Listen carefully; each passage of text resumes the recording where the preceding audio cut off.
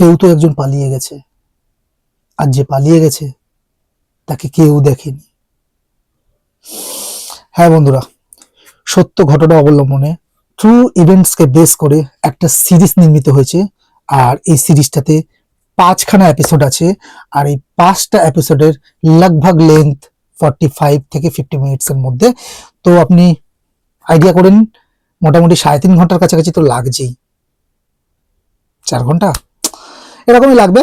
তো ওইটা কেমন হলো, মানে সিরিজটা কেমন হলো, দেখার মতো হলো না পাতে দেওয়ার মতোই হলো, না সময় নষ্ট হবে নাকি মোটামুটি লাগবে, তো সবকিছু জানবো।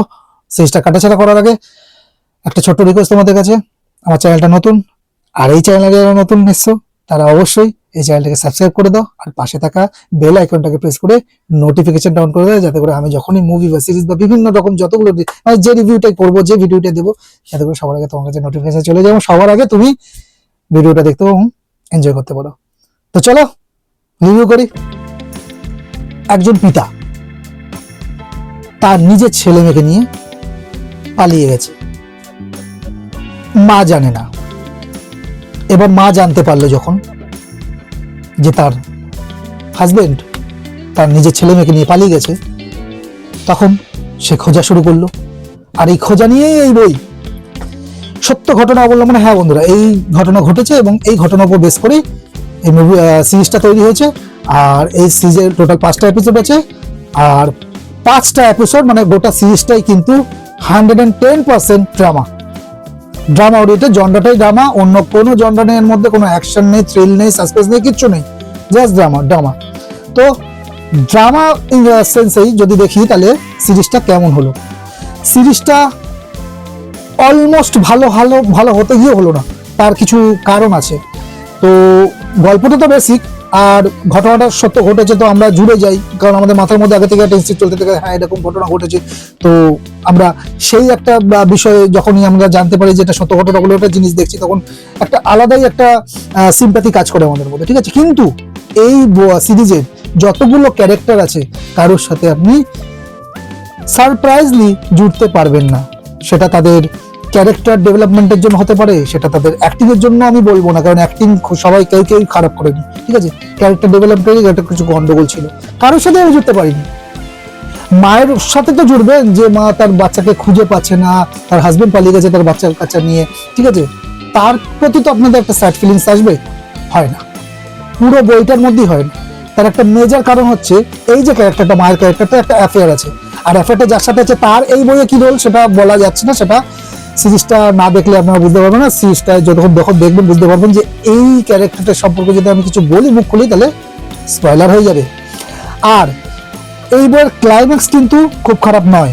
আপনি যদি 4টে এপিসোড কমপ্লিট করে 5টা মানে টোটাল 5টা এপিসোডের ক্লাইম্যাক্সের দিকে যান, মানে সার্ভাইভ করেন ততক্ষণ, কারণ এই সিরিজটা পুরোটাই যত মানে ড্রামা, তার মধ্যে আপনি কোনো ক্যারেক্টারের সাথে জুড়তে পারছেন না, তখন কিন্তু আপনি বোর হতে আরম্ভ করবেন। তাও যদি এই পুরো ওভারঅল সিরিজটা খতম করার দিকে যান এবং সার্ভাইভ করে 5 এপিসোডে ক্লাইম্যাক্সের দিকে যান, তাহলে চমক আছে, আর ক্লাইম্যাক্সটা ভালোও লাগবে।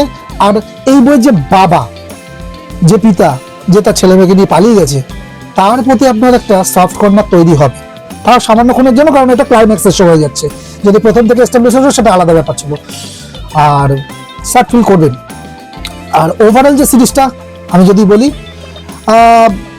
প্রোডাকশন কোয়ালিটি দারুণ, সবার অ্যাক্টিংও দারুণ, খারাপ নয়।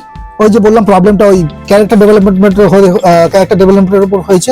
ড্রামা যখন আপনি তৈরি করবেন, তখন কিন্তু ক্যারেক্টার প্রচন্ড ইম্পর্টেন্ট, এবং সেই ক্যারেক্টারের সাথে আপনার জুড়ে যাওয়াটা খুব ইম্পর্টেন্ট।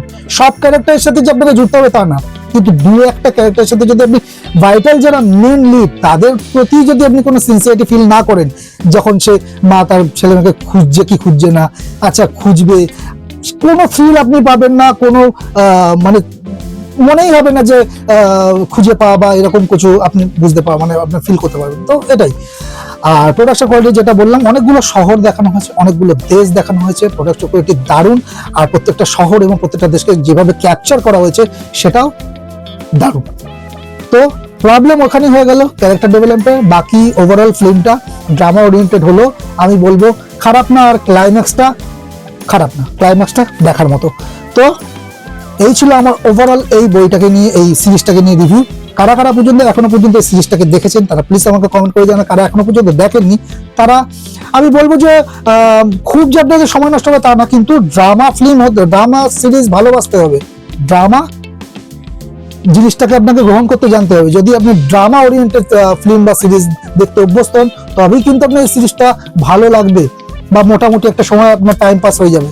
কিন্তু যারা ফার্স্ট পেস জিনিস দেখা পছন্দ করেন, অ্যাকশন মারধার দেখা পছন্দ করেন, তাদের জন্য কিন্তু এই সিরিজটা নয়। তাদেরকে আমি বলবো দূরে থাকুন, অন্যান্য কন্টেন্ট জলদি আসছে, আমি রিভিউ করব, আর তাদের জন্য কিছু আসতে চলেছে।